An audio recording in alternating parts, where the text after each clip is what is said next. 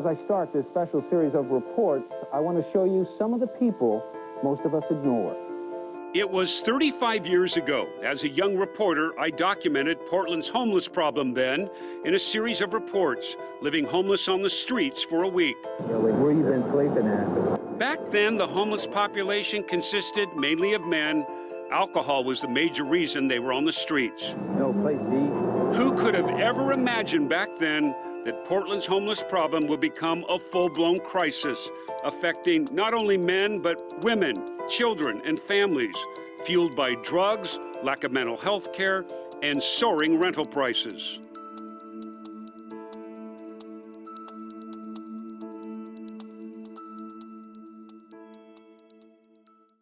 That was 35 years ago, and we still now have a crisis on our hands. Back then it was a problem. Now the homeless situation is a full-blown crisis. Welcome back to our special town hall program. What if you lived with this every day in your front yard, on your street? I want to get back to some of our neighbors who are here, especially neighbors in Southeast Portland. Mari, you live with that. You don't live too far from Todd. Describe exactly what happens at your house and how long you've put up with it. Well, first of all, every time I decide to leave my house, I have to look my surrounding. Sorry, I'm already getting emotional because it's been like that for a few years now. And I feel like no one was doing anything about it. And I have to look to my surroundings first because there's too many people there. Too many people that even got close to me one time when I was putting my kids in my car. And he just decided to get really close to me to the point where, like, do I walk away? What do I do? I didn't know how to react. And then to the point where all this thing with the pandemic started, there was a guy, probably, I don't know how many feet from my house, but he had a rifle. I don't know what his intention was. I don't know if it was just what his action was going to be. But it got to the point where, like, okay, do I call 911? You know, like, what do I do? I can't leave my house sometimes. And so if I do, I try to do it as quick as possible because I have a one-year-old and a newborn now, which I have to, like with a mom with 2 kids, you have to react quick because do you leave one behind? Do you put another one in the car? What do you do? You know, I live by myself. I used to live with a family member. They used to help, but now they're not there anymore. And it's because of the same situation. Some of my cars keep being broken in, my backyard, the front of my house. Unfortunately, sometimes some family members leave my front door open, unlocked, what I mean. And someone just walked in inside my house and stole a cell phone. Some of us asleep, some of us awake, not noticing, you know, like, because there's just people walking by too many times. And sometimes my house even getting almost ran over. Who had to pay for that? I did. Mari, what do you wish the county, the city, the community would do to solve the problem? What do you think needs to happen? I feel like they have to think of us, for example, people who are there paying their mortgage with other neighbors. They have to get out there and help these people because I know they need help also, but we need the help too.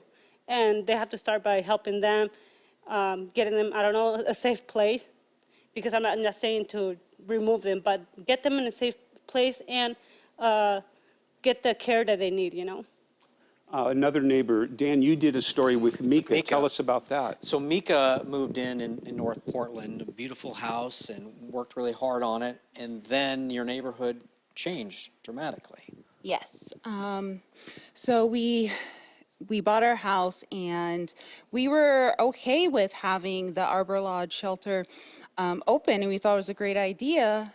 But what we started to notice is that the residents or the folks that were using that facility, they have serious mental health issues, serious drug addictions. I'm fortunate enough to work from home, and I'm sitting at my window and I'm seeing somebody seize up because they've taken something. I've seen people screaming at the top of their lungs. I've seen people having conversations and their voices changing with I don't know who, what sort of trauma they've experienced. And it's scary. I've had 2 people run into our fence on 2 different times, and we've had to pay for it. There's a dilapidated old bar basically on the other side of our back fence, and a lot of the folks would go over there and camp. And then having at one point across the street, there was another building that was needing repair, and it finally got cleaned up, but it became a place for folks who, for whatever reason, didn't feel comfortable being in a shelter. A lot of it, I would imagine, is because they have serious mental health problems and addictions, and so we're forced to live with it. There we go with the mental health and addiction issue to all this. Vadim Mazursky is right behind Dan there. Vadim, thank you for being here, a community activist. I know you've run for office before, but when you did run for office, the homeless situation was your #1 issue. You've listened now for the last half hour or so. What are you thinking? Yeah, I think this is the dichotomy we're seeing in Portland a lot. We have a philosophy about what can help homeless people long term, and we also have the reality of people suffering. When I ran for office, I spoke probably with thousands of people, and I heard the stories all the time about people who have been assaulted, people who are scared to walk their neighborhoods. I heard a story from one individual whose husband was murdered by a homeless person. These are the stories that happen every day here in Portland. In the news, you cover it. And it's not just those stories. We certainly have a humanitarian crisis with people dying in our streets. We also have an environmental crisis of our wetlands, our grasslands being damaged. We have a mental health and drug addiction crisis, and we also have a public safety crisis. And those stories are the hardest to live with. People don't care about 10 years from now, how can we have more housing for some individuals? People care about their families, about their children, and we have to acknowledge that, and we have to do whatever works for everybody. I want to get to one of our people on our panel on this side. And Dr. Andy Mendenhall heads up Central City Concern. Central City Concern gets grants from the county, from other areas. You put hundreds of people to work. You have a lot of success stories getting people off the street. You've listened to what was discussed here. You also have teams that go out under contract with the city and clean up some of these homeless sites. I see them out there. They do great work. What are your thoughts after this last half hour of listening in? Jeff, well, thank you. First, we at Central City Concern completely agree with all of the direction that has been presented here tonight with respect to the need for both shelter interventions as well as a ramp to long-term supportive housing. From a supportive housing perspective and from a substance use disorder and severe mental illness perspective, we are living that on the front lines every single day. I have an incredible amount of empathy for the members of the audience here tonight that are participating in this conversation. Our biggest concern relates to the need for access to services, and one of the challenges that we're experiencing in many of the other helping organizations in this region is a dearth of workforce. It's important to note that in January of this year, 1/3 of all of the addiction treatment jobs within the state of Oregon were vacant. And within the region, many hundreds of individuals that are charged with reaching out to folks that are experiencing mental health crisis, many of those roles are currently vacant as well. That's an interesting point. How can you help those of addiction? We don't have the helpers to help those who are addicted, have mental health. I want to go to someone very special, Crystal Delahanty. And Crystal, tell them the organization that you run. I'm the founder of PDX Saints Love. I have seen Crystal out there working with shower trucks directly with the homeless. And you've talked to, I know, some of the neighbors in Southeast. You guys have a mutual respect, and sometimes you argue about things, but you're on the front lines taking it both from the homeless and the neighbors out there. Crystal, you help the homeless on a one-on-one situation almost every day, and you express some frustration in trying to get that help out there when it comes to trying to access help. Yeah, I think prior to 2020, it was a little bit easier for me to streamline and access services when I needed to. And a lot of things changed during the pandemic, and like who we needed to contact first and how things were being streamlined. And so my access to shelters or other organizations kind of slowed down. And so one incident in particular I was telling you about earlier was this very last week. I had an older man, 67 years old, no drug, no alcohol abuse, just out there on a financial hardship. He ended up with gangrene in his foot. I called every day. I got him on the waiting list for Do Good for actual motel shelter because he couldn't be in congregate shelter. And so, but I continued to call them back every day, no call back, no call back. In the meantime, I started calling other shelters because it had gotten worse. And so I was like, okay, he needs to go into congregate shelter. He needs to go inside right now. We continued to feed him twice a day, every day, check in on him. By this Monday, I came back and we got him into the shower and he started cleaning up, and he ended up having larvae in his Good foot. God. He has one toe missing and an open gashing wound with larvae falling out of it. And he's crying on the bench while we're cleaning it off, saying, I did not do this. You did this to me because you didn't listen to me. And he's talking about us as a society. And my heart breaks because it's true. And so in this particular event that I work with a city agency. And so thankfully she was there, and I said, we have to get him inside somewhere, like now. And she was able to call within 20 minutes because she's city contracted and get him a shelter bed. And I was so frustrated because he didn't deserve to sit out there for the 7 days and have maggots in his wound. I am out there 5 days a week, sometimes more than that. I come from those streets and I come from addiction. I know what I'm doing. I feel like our organizations who are putting our blood, sweat, and tears need to be heard.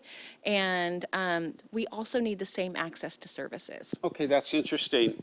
They don't necessarily, Scott, you don't get any grant money. Well, no, for 70 years, our services have been funded by generous donors. We do get some funding from Multnomah County for the peer project that I pioneered, but for the transitional housing services and meal services, we don't receive any help. Mayor, and maybe Shannon, do we need to cut through this, especially after the pandemic, maybe reassess who gets grants, especially the people that work directly with the homeless? And why does a guy with gangrene on his feet and someone that works with the homeless every day not be able to get them immediate help? Yeah, well, this frankly, it proves my point. If people are living in dangerous and squalid conditions, it's traumatic. It creates mental health issues, it creates addiction issues, it creates health issues. Vadim mentioned environmental issues. And so from my perspective, the right, effective, compassionate, near-term solution is get people into a better environment with running water, with hygiene to avoid these kinds of issues, potentially navigation to mental health or substance abuse treatment, like Alan's program, if necessary, which, by the way, the city was very happy to help support. So we do support nonprofits, including private nonprofits in the community, and ultimately get to the point where they can have their own housing. But there's often a lot of work that needs to happen. And if I could just throw one statistic out there, and I know people don't like a lot of statistics, but more people die of drug-related issues in our city than automobile accidents and gun violence combined. Wow. And that's one of the reasons the chair and I have been working together to bring together service providers and government agencies and other people in the community, including our state legislators, to talk about what kind of a unified ask do we need to make, our providers, our community members, us as government leaders, what kind of unified asks do we have of the state legislature, including, by the way, getting those treatment dollars from Measure 110 into the community ASAP. I want to do a success story here. We've talked about things that are wrong. We need to balance this out. Tiana, how are you? I'm glad you're here. I'm good, thanks for Tiana, asking. you have how many children? Two. Two, a little baby. I just met the little baby. A 2-week-old baby and a 5-year-old, yeah. Because of Crystal, who worked with you very specifically, you're now off the streets. Yeah, we got into a place 2 weeks before the baby came.